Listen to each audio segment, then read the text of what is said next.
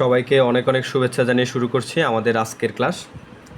আজকের ক্লাস হচ্ছে আমাদের কস্ট কনসেপ্ট অ্যান্ড ক্লাসিফিকেশন অধ্যায় অর্থাৎ ম্যানেজমেন্ট অ্যাকাউন্টিংয়ের চ্যাপ্টার 2 এর যে বাকি যে সূত্রগুলা এই সূত্রগুলা।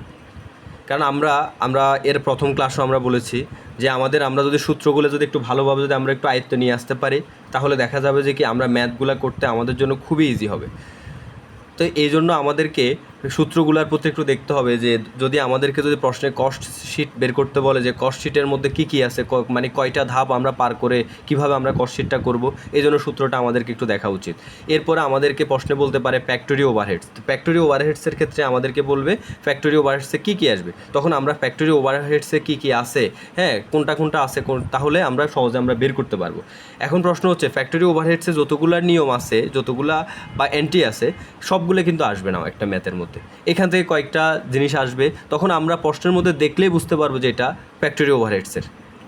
তো ঠিক আছে, কথা না বাড়িয়ে আমরা প্রশ্নের মধ্যে চলে যাচ্ছি। আমাদের প্রশ্নে লেখা থাকবে ফ্যাক্টরি ওভারহেডস। তো ফ্যাক্টরি ওভারহেডস ক্ষেত্রে কী কী আসবে? প্রথম আমরা লিখবো নেম অফ দ্য স্টুডেন্টস, তারপরে লিখবো স্টেটমেন্ট অফ ফ্যাক্টরি মানে ফর দ্য ইয়ার, যে তারিখটা লিখবো আর কি। তো এখানে কী কী আছে? এক হচ্ছে indirect materials, indirect consume of materials একটা এন্ট্রি আছে। 2 নাম্বার হচ্ছে ইনডাইরেক্ট লেবার, এখানের মধ্যে অনেকগুলো আছে, ইনডাইরেক্ট ওয়েজেস আছে, এগুলো করে দেখে নেবে। 3 হচ্ছে ফ্যাক্টরি ফুয়েল অ্যান্ড পাওয়ার, এটা আছে। 4 নাম্বার হচ্ছে কয়লা, গ্যাস, ওয়াটার অ্যান্ড ফুয়েল।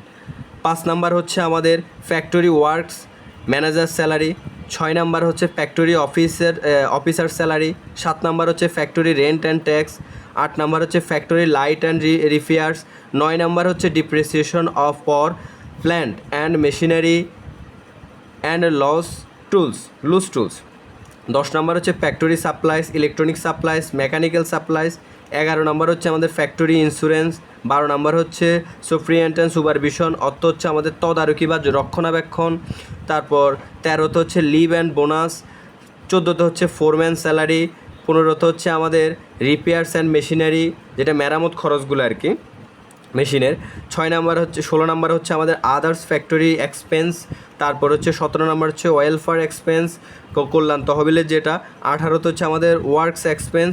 19 হচ্ছে আমাদের ডিফেক্টিভ ওয়ার্কস, যেটা হচ্ছে কস্ট রিফ্লেকশন মানে ত্রুটিপূর্ণ সংশোধন খরচ।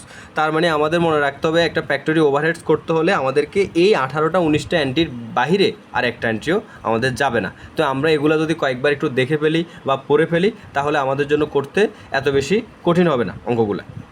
আচ্ছা, এরপরে আরেকটা যেটা হচ্ছে সেটা হচ্ছে আমাদের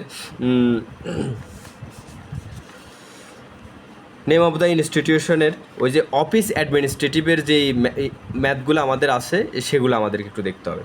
তাহলে অফিস অ্যাডমিনিস্ট্রেটিভ শেষে কী আসে, মানে যেটা হচ্ছে আমাদের প্রশাসনিক ওভারহেডস আর কি, প্রশাসনিক আর কি অ্যাডমিনিস্ট্রেটিভ। হ্যাঁ, 1 হচ্ছে অফিস রেন্ট আছে। 2 হচ্ছে আমাদের ম্যানেজিং ডিরেক্টরস আছে। 3 হচ্ছে জেনারেল অ্যান্ড অ্যাডমিনিস্ট্রেটিভ এক্সপেন্স, যেটাকে বলা হয় প্রশাসনিক খরচ। তারপর 4 হচ্ছে অফিস স্যালারি আছে।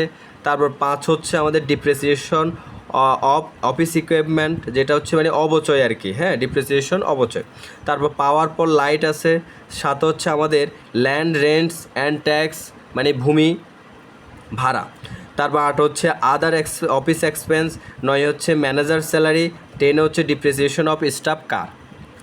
তারপরে এই সবগুলাই হচ্ছে আমাদের নেম অফ দ্য ইনস্টিটিউশনের। তারপরে এরপরে কী আছে আমাদের দেখেন, নেম অফ ইনস্টিটিউশনে আরও কিছু এন্ট্রি, যেটা হচ্ছে statement of selling distributive expense for the period of. তারপর এটা হচ্ছে 1 হচ্ছে আমাদের সেলসম্যান স্যালারি অ্যান্ড কমিশন। 2 হচ্ছে ক্যারিজ ইন অ্যাওয়ার্ড। তারপর হচ্ছে অ্যাডভার্টাইজমেন্ট। তারপর ব্যাড ডেটস এক্সপেন্স। 5 হচ্ছে ট্রাভেলিং এক্সপেন্স। 6 হচ্ছে সেলস ম্যানেজারের স্যালারি। তারপর হচ্ছে লয়ালিটি এক্সপেন্স মানে যেটা রাজপথ খরচ বা সার্বভৌমত্ব খরচ ধরা হয় এটাকে। তারপর 8 হচ্ছে আদার মার্কেটিং এক্সপেন্স। 9 হচ্ছে finish goods warehouse expense. 10 হচ্ছে পোস্টেজ। 11 হচ্ছে expense for particular on export pair. 12 হচ্ছে ডিস্ট্রিবিউশন চার্জ। তাহলে এগুলো আমরা কি করছি, এগুলো হচ্ছে আমাদের সূত্রগুলো। এই ফ্যাক্টরি ওভারহেডসে কী আছে, তারপর হচ্ছে নেম অফ দ্য ইনস্টিটিউশন কী আছে। এই সূত্রগুলা করার উদ্দেশ্য হচ্ছে আমাদের যে আমরা ম্যাথগুলো করতে আমরা খুব সহজে আমরা বুঝে ফেলতে পারবো যে কোন ম্যাথগুলো কোনটার মধ্যে কোন কোন অ্যান্টিগুলো কোন কোন ম্যাথের মধ্যে আমাদের হয়, যেমন কস্ট শিটে কোন অ্যান্টিগুলো হবে, তারপরে হচ্ছে ফ্যাক্টরি ওভারহেডসে কী হবে। তাহলে এর একটা পূর্ণাঙ্গ ধারণা আমরা একটু জেনে নিলাম আর কি। তো নেক্সটের ক্লাসে আমরা ইনকাম স্টেটমেন্টের যে চার্টটা, এই ইনকাম স্টেটমেন্টের চার্টটাকে আমরা দিব।